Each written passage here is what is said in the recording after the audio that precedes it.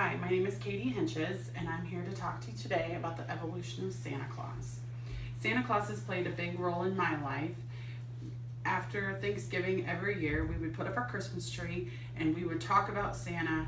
We would have decoration parties, we would do cookies, we would do all sorts of things in anticipation for Santa Claus to come on Christmas Eve.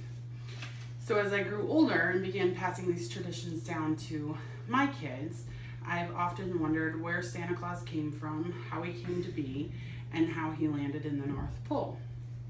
So I hope you enjoy this journey to the beginning of Santa, the evolution into this magical person, and the impact that he's had on the world.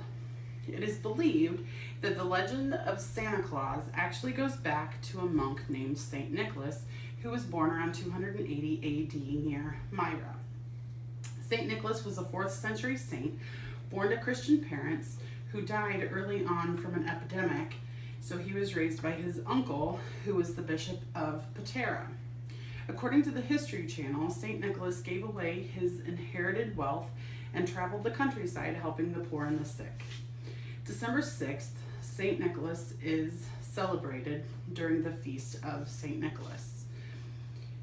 In the late 1700s, the Dutch brought to America a character called Sinterklaas. Sinterklaas is a cross between Saint Nicholas and Odin, the pagan god of Yule, who flew around on an 8-legged horse. According to the History Channel, as his prominence grew, Sinterklaas was described as everything from a rascal with a blue 3-cornered hat, red waistcoat, and yellow stockings, to a man wearing a broad-brimmed hat and a huge pair of Flemish trunk hose. So you may be asking yourself how St. Nicholas and Sinterklaas became the jolly old elf that we know today. He evolved into one by chance from a poet named Clement Clarke Moore. Back in 1822, Moore wrote a poem called An Account of a Visit from St. Nicholas for his daughters that he later then published.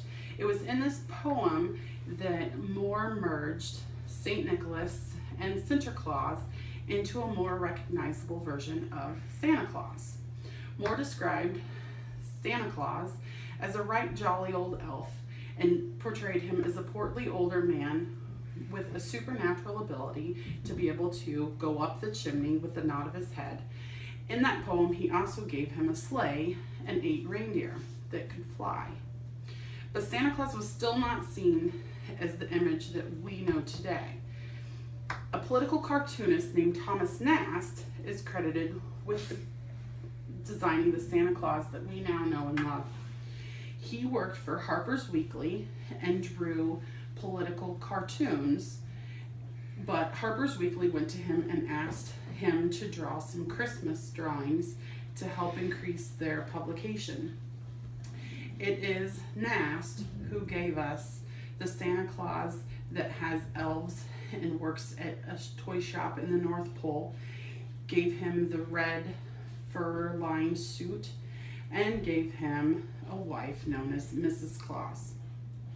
He also did drawings with Santa Claus and children and made him a much friendlier version for kids to be around. So how did Santa Claus shape this world? He brought hope to the hearts of the young and to the old. In 1897, there was a little girl named Virginia who wrote to the New York Sun and asked the editor if there really was a Santa Claus, because her friends said that there were not. So the editor wrote back September 21st, 1897, and his response is still spoken about today. My favorite excerpt from his response is, "No Santa Claus?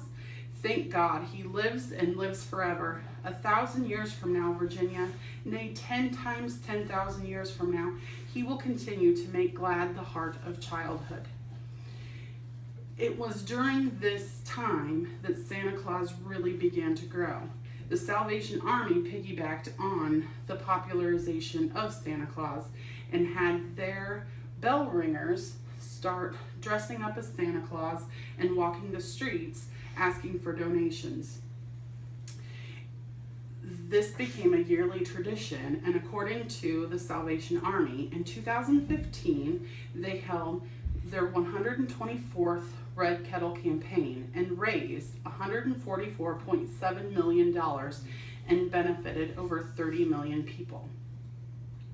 Even Hollywood got in on the Santa Claus boom. There are countless movies and songs that depict Santa Claus, a wonderful, magical person who's changed the lives of millions. And these movies will run from anywhere from mid-November to Christmas Day on just about every channel out there. You can hear Christmas music played year-round on different internet stations. Santa Claus really has impacted the way that we see the world. So as I close today, I implore you to keep this childlike faith in Santa Claus, the workshop the elves, celebrate the feast of St. Nicholas, do the giving and the magic and the wonderfulness that Santa Claus brings to the world. Keep the childlike faith. I hope that you find yourself modeling the words of the editor in the New York Sun. Keep the belief. See the good in this world. Thank you.